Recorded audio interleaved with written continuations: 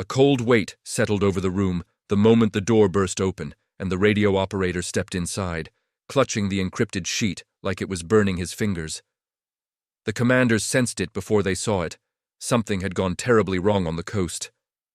He handed the message over with trembling hands, and as the paper unfolded, the dim yellow light revealed words none of them were prepared to face. Cigarette smoke hung in the air, mixing with the silence that followed. For years, they had sworn the Atlantic Wall was unbreakable.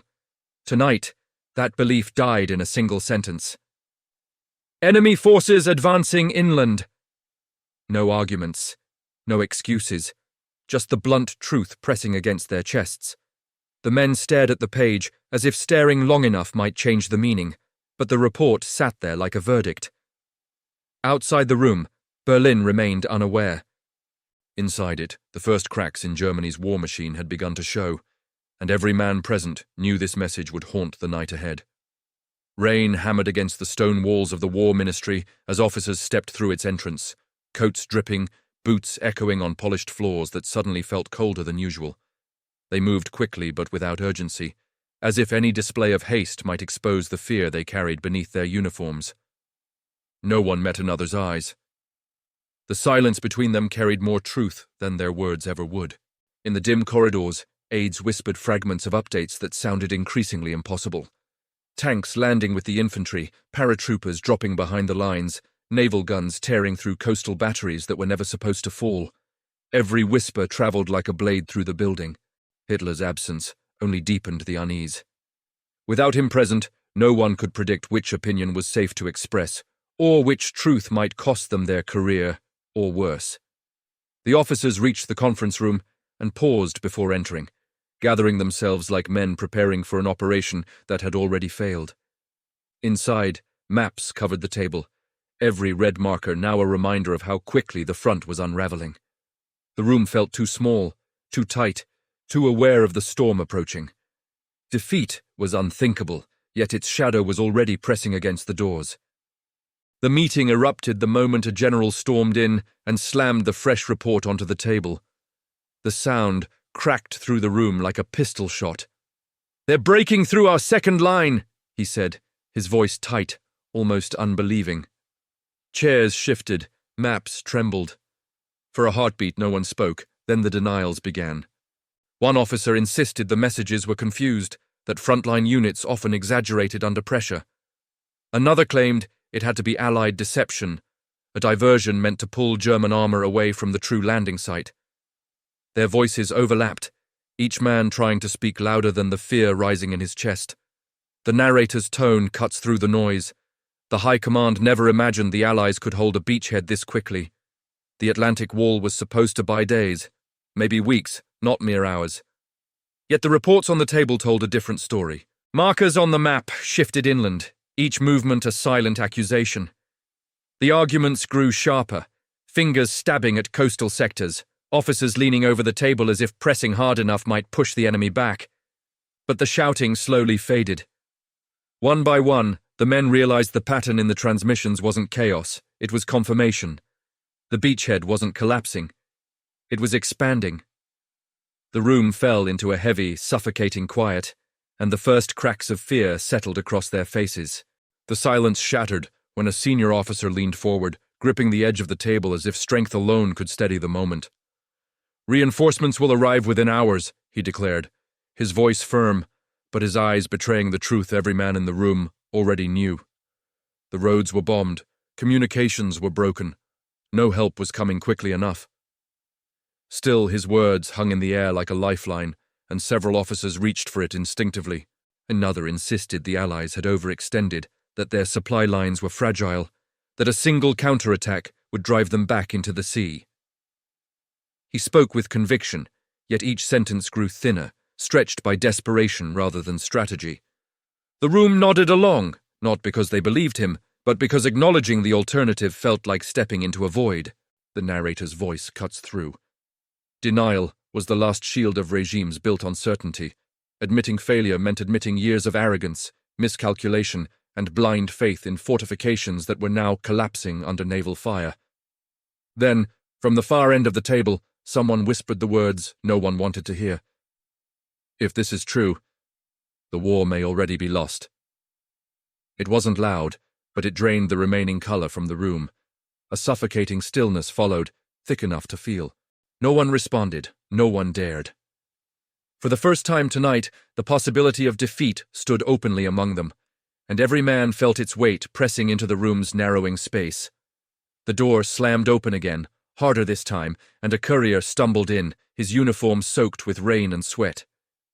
He didn't wait for permission.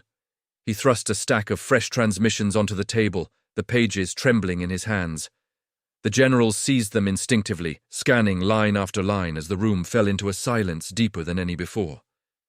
Each message carried the same verdict. Allied armor had broken through multiple sectors. Defensive positions were collapsing, units were retreating without orders. The beachhead wasn't just holding, it was multiplying. No one argued now, no one dared. A dim lamp flickered overhead as if straining to illuminate a truth too heavy to bear. Hands shook, throats tightened. A veteran officer sank into his chair, the paper slipping from his fingers. "This is Stalingrad. On our own soil," he whispered, and the words hit the room like a physical blow. The panic came next, quiet at first, then spilling over. Officers who had shouted with confidence minutes earlier now spoke in frantic, broken sentences. Maps shifted, plans unraveled. Denial, once their shield, dissolved into an unsettling mixture of grief, rage, and disbelief. The narrator steps in with cold clarity. This was the moment the war strategy changed from winning to surviving. Every man in the room understood it, whether they admitted it aloud or not. The collapse was no longer theoretical. It was happening in real time, and the weight of that realization pressed against them with suffocating force, pulling the story toward an inevitable reckoning. The narrator steps back, allowing the wider truth to settle over the scene like a cold fog. The collapse unfolding in the War Ministry didn't begin today. It began months earlier, in planning rooms where confidence blinded judgment. Armored divisions, the very strength of the German response, had been positioned miles from the beaches, immobilized by conflicting orders and the belief that the Allies would never dare attack through Normandy. The Atlantic Wall, hailed as an impenetrable fortress, was exposed as a patchwork of overconfidence and propaganda. Communications, already strained by Allied bombing, collapsed under the sudden weight of invasion reports that no one could verify quickly enough.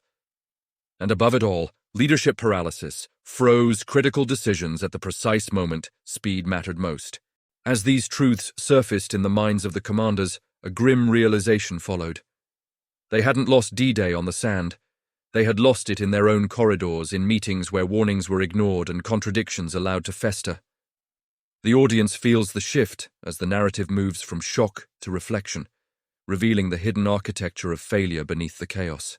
The tension deepens, not from noise, but from the quiet understanding that the defeat they feared was built long before the first Allied soldier touched French soil.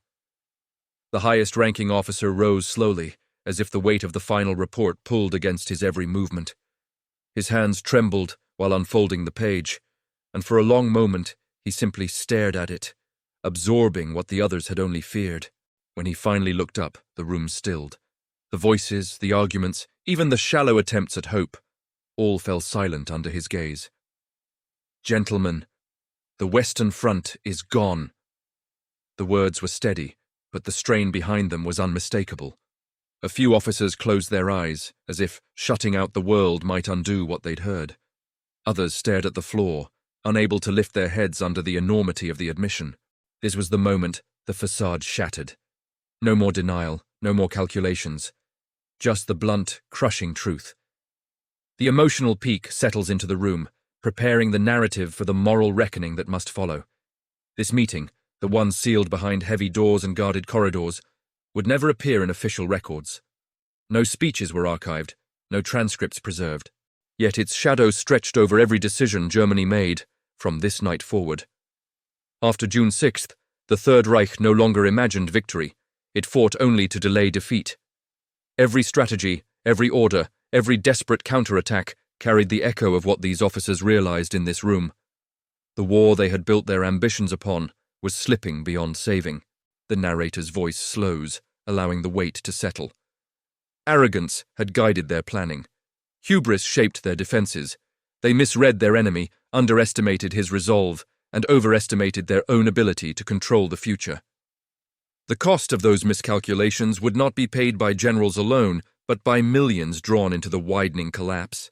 Entire cities, entire nations would bear the consequences of denial that lasted too long and honesty that came too late. The scene fades into a somber stillness, the atmosphere heavy with the moral truth threaded through every great conflict. Wars do not end only on battlefields. They end in moments of realization, moments like this one. History rarely records the moment a nation breaks, but on this night, Germany knew.